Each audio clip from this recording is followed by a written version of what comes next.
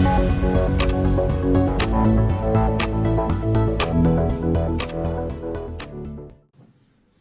की इस विशेष प्रेस वार्ता में मैं सभी मीडिया के बंधुओं का बहुत बहुत स्वागत करता हूं। नववर्ष 2023 में माननीय मुख्यमंत्री जी की बहुत ही पहली ये प्रेस वार्ता है, तो आप सबको मैं सर्वप्रथम नववर्ष की शुभकामनाएं भी देता हूं और मैं माननीय मुख्यमंत्री महोदय से उनके उद्बोधन के लिए प्रार्थना करता हूं। मित्रों, सबसे पहले तो मैं हमारे एक बहुत वरिष्ठ साथी परवाना जी, वो हमको छोड़कर चले गए हैं और बहुत अच्छा लगता था जब हम सब बैठे होते थे, बिल्कुल हमेशा इसी कोने में यहाँ बैठते थे और कोई ना कोई उनका एक प्रश्न भी जो होता था उसमें कोई ना कोई सार होता था। मिलनसार एक साथी अपने चले गए, उसके लिए मैं उनको श्रद्धांजलि अर्पित करता हूं, प्रभु से प्रार्थना करता हूं कि उनको अपने चरणों में स्थान दें। जैसा बताया कि इस वर्ष 2023 की अपनी ये पहली वार्ता है और इसमें जैसा हमको पता है कि पिछले 5 साल से हम लोग सुशासन दिवस के अवसर पर हर वर्ष का एक नाम रखते थे। पहला वर्ष हमने सुशासन वर्ष रखा, सुशासन संकल्प वर्ष रखा, सुशासन परिणाम वर्ष रखा, फिर अंत्योदय उत्थान वर्ष रखा और इस बार का जो 2023 का ये वर्ष है अंत्योदय आरोग्य वर्ष, इसका नाम दिया है। और हेतु यही है कि समाज का एक बहुत बड़ा वर्ग, संख्या में मैं कह सकता हूं कि लगभग 40% ऐसा वर्ग है जो अपने जीवन यापन को बड़ी कठिनाई से करता है, जिनको हम निम्न आय वर्ग कह सकते हैं, जिसको बीपीएल नाम से भी हम पुकारते हैं। हमने इस बीपीएल की जो परिभाषा है उसको थोड़ा बदला है।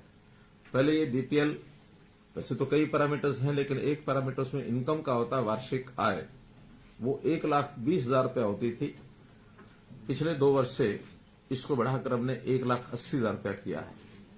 तो 1,20 तक तो ये संख्या 15 लाख के आसपास ही रहती थी, कभी थोड़ा आंकड़ा आगे पीछे हो जाता था, लेकिन उस समय तक हमारे पास कोई बहुत बड़ा प्रमाणित ऐसा आय का डाटा ये होता नहीं था।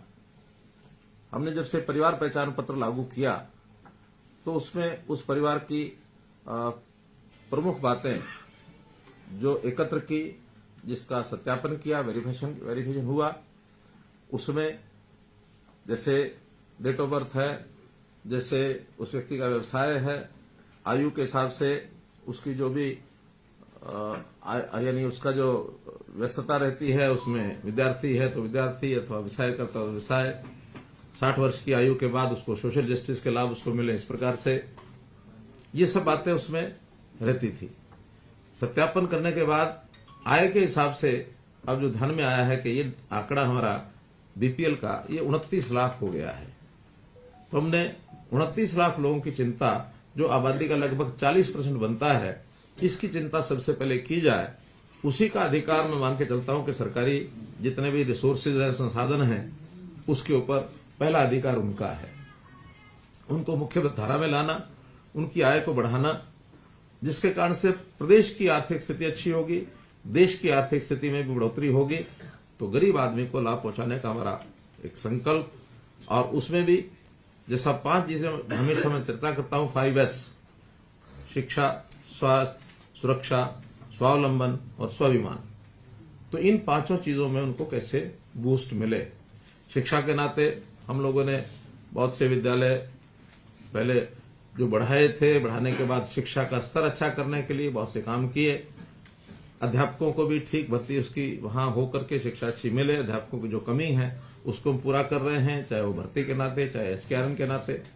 नए प्रकार के स्कूल, संस्कृति मॉडल स्कूल, ये भी हम नए शुरू किए हैं। अगर कुछ गरीब बच्चे प्राइवेट स्कूलों में पढ़ना चाहते हैं तो उनकी चिराग योजना के अंतर्गत उनकी फीस देने की बात भी हमने शुरू की है।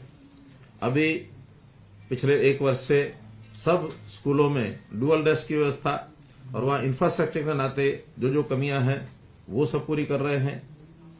अब स्वास्थ्य के बारे में जब विचार करते हैं तो प्रधानमंत्री जी ने भी एक योजना जो आयुष्मान भारत तय की थी, जिसके अंतर्गत हर परिवार का 5 लाख रुपए तक का स्वास्थ्य बीमा ये किया गया। बहुत से लोग लाभ उठा रहे थे, लेकिन उस संख्या को बढ़ाया गया है चिरायु योजना के नाम से, और ये संख्या 29 लाख परिवार अर्थात 1.25 करोड़ आबादी, उसको ये लाभ पूरा मिलेगा।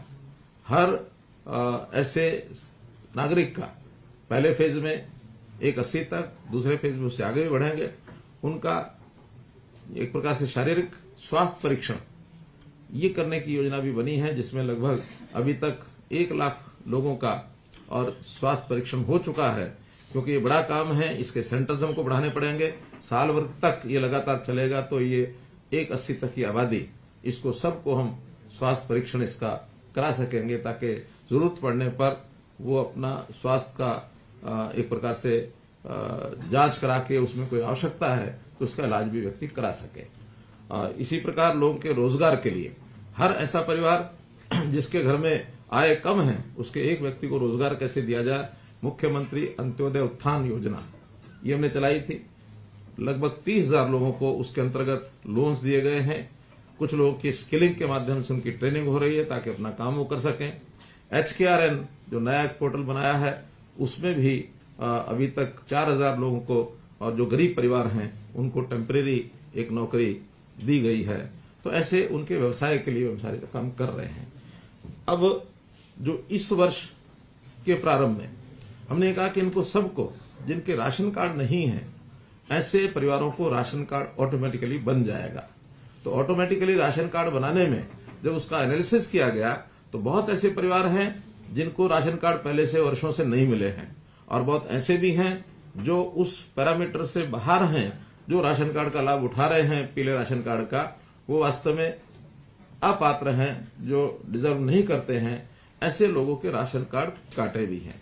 क्योंकि ये बड़ी एक्सरसाइज थी, तो इस बड़ी एक्सरसाइज में स्वाभाविक है टेक्निकली या फिर स्वयं लोगों ने जिसका निरीक्षण किया है उसमें से जो एक जिसको कहना चाहिए सर्वे किया है, तो उस सर्वे में बहुत सी गलतियां रहना स्वाभाविक है।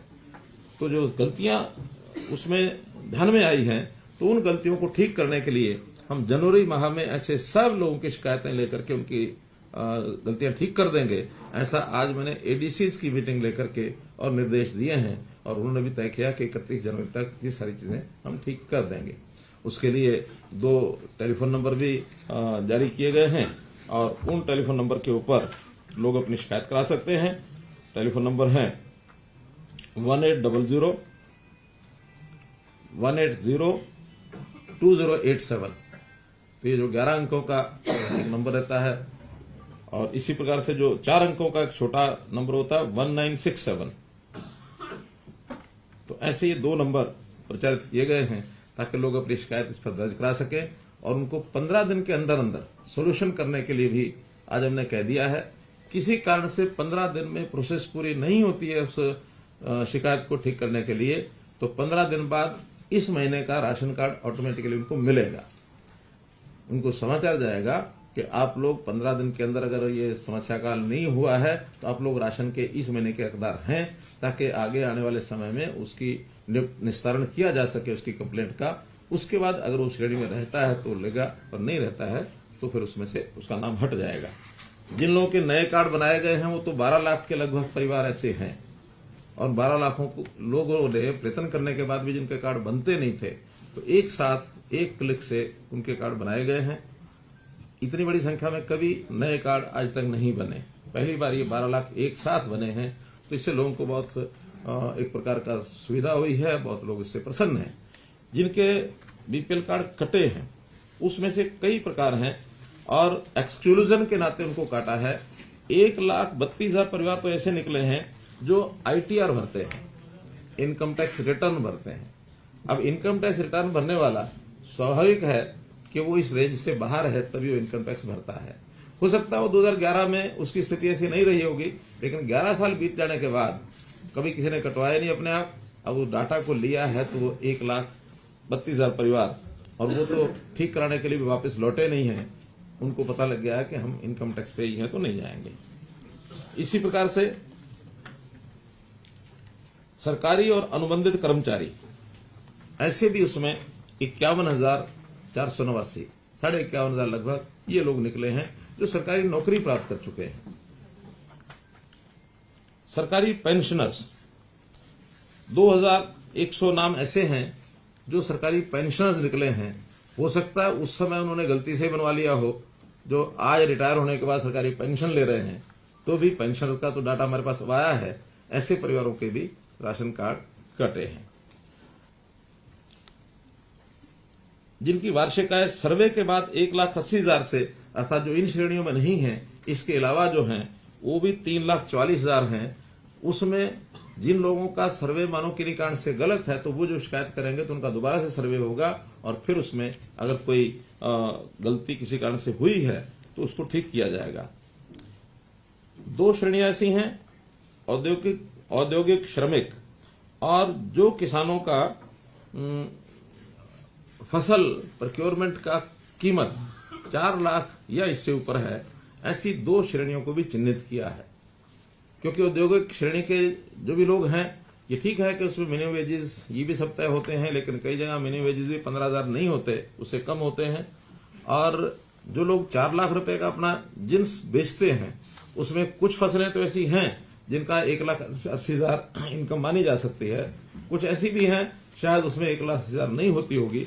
तो ऐसे दोनों लेवल के जो लोग हैं, इनका दोबारा से एक सर्वे कराने की बात हमने कही है। ये दोनों औद्योगिक श्रमिक लगभग 2 लाख हैं और किसानों की जिनकी आय 4 लाख से ज्यादा आय नहीं है, जिनकी बिक्री 4 लाख से ज्यादा हुई है, ये ज्यादा नहीं है, ये भी 7,000 है। तो ऐसे ये 2,05,000 कुल परिवार ऐसे हैं जिनका दोबारा से सर्वे होकर के और उनकी आय का और एक फिक्स किया जाएगा कितनी उनकी आय है। बिजली बिल की खपत, जिन परिवारों का, यानी ऐसा एक स्टडी है जो पावर डिपार्टमेंट की क्या बल्कि कुछ और रिसर्च जो करते हैं ऐसे लोगों की एक हमने ली है राय, तो 5% किसी भी व्यक्ति की इनकम वो बिजली के घरेलू बिल में उसका खर्च होता है। इसका अर्थ यह है कि 1,80,000 में 5% यानी 9,000, साल में 9,000 रुपए से ज्यादा जिसका बिल आता है, ऐसे लोगों को भी 1,80 मान करके और उसमें से एक्सक्लूड किया है। अर्थात जिसका लगभग साल का कोई लगभग 250-300 यूनिट ऐसा बनेगा, 750 रुपया महीने का बनता है, तो 750 का मतलब है 250-300 यूनिट रुपये हिसाब लगा करके इस लिमिट से ज्यादा जिनका बिल आता है वो भी 15,000 रुपए से ज्यादा सैलरी में उसको यानी इनकम में डाल करके मान करके उनको भी बाहर किया है। ऐसे परिवार हैं 2,27,000। फिर तीसरी इसमें श्रेणी जो है आईटीआर, औद्योगिक श्रमिक, बिजली बिल, सरकारी, किसान, पेंशन, सभी ये लोग हैं, ऐसे 9,60,000 हैं। इन 9,60,000 की शिकायतें 15 दिन के अंदर अगर हल नहीं होती हैं तो उनको जनवरी के महीने का भी राशन मिलेगा। आगे फिर उसको बहुत जल्दी ये पूरा करने का काम हमने किया है। तो ये एक मुख्य रूप से जो आज आपको मुझे बताना था। हम लोगों ने हर सावधानी बरती है कि किसी के साथ ऐसे ही गलत ढंग से यानी किसी का राशन कार्ड न कटे। यानी गलत नहीं है हम, गलती होना स्वाभाविक है, गलती तो वो कहते हैं टू एयर इज ह्यूमन, गलती तो हो जाती है, लेकिन गलत मंशा नहीं है। मंशा यही है गरीब है उसको मिले, जो ठीक थोड़ा अपने लेवल पर पहुंच गया है उसको नहीं भी मिलता तो उसका हिसाब किया जा सकता है। क्योंकि मैंने हिसाब लगाया कि जो बीपीएल परिवार में आते हैं उनको मुख्य रूप से अगर ज्यादा महीने में राशन का अगर 20 किलो में एवरेज लगाते हैं तो 500 रुपये महीने का ये लाभ है, यानी लगभग 6,000 रुपया साल का ये लाभ होता है। इसके अलावा कुछ स्कॉलरशिप्स आदि भी हकदार वो होता है। पेंशन तो ओल्ड एज पेंशन है, पति पत्नी की आय अगर 2 लाख से ऊपर है तो नहीं मिलेगी, उससे नीचे अगर होगी तो मिलेगी, लेकिन उसका पारिवारिक इनकम के साथ संबंध नहीं है। वो पति पत्नी की दोनों की आय वो 2 लाख से नीचे रहनी चाहिए तो फिर उनको मिलती है। कभी कभी मकान बनाने के लिए भी किसी का मकान टूटता है तो उसको मरम्मत के लिए वो योजना भी एक इसमें मिलती है। लेकिन कैजुअल ऐसी कई तरह की सहायता है जो आवश्यकता पड़ने पर वो दी जाती है। जैसे चिरायु है, मानो ये योजना हमारी आयुष्मान है, ये भी 180 से नीचे है, लेकिन ये जरूरी नहीं कि हर किसी को लाभ होगा। इसका तो जब आवश्यकता पड़ेगी तब होगा। हाँ, सरकार जो है इसका एवरेज लगभग 1550 रुपया पर परिवार, इतना खर्च जो है वो इसमें आता है। अर्थात 29 लाख का अगर मैं हिसाब लगाऊं तो 100 रुपया लगता है तो 29 करोड़ हो गया, और 1500 रुपया है तो 15 3 45 450, यानी 500 करोड़ के आसपास इसमें सरकार का खर्च ये आता है। तो हर परिवार के नाते से उसका हम 1550 रुपए के आसपास अभी भरते हैं। ये हर साल उसकी प्रीमियम जो है वो कैलकुलेट किया जाता है। अगले वर्ष में थोड़ा ज्यादा हो सकता है, लेकिन अभी लगभग हर परिवार के नाम से 1550 रुपया वो जा रहा है। तो मोटे रूप से सारे भी लाभ हम मिला लें तो ऐसा कोई लगभग 6000 7000 रुपया साल का, 8000 रुपया साल का, इतना ही लाभ परिवार को मिलता है। तो मैं हमेशा अपील करता हूं कि जो स्वयं पैसा अपना कमाने लग गया है और वो 180 से ऊपर पहुंच गया है, तो उसको ये 8000 रुपया छोड़ करके ऐसे आदमी को लाभ दिलाना चाहिए जो गरीब है, जिसकी आवश्यकता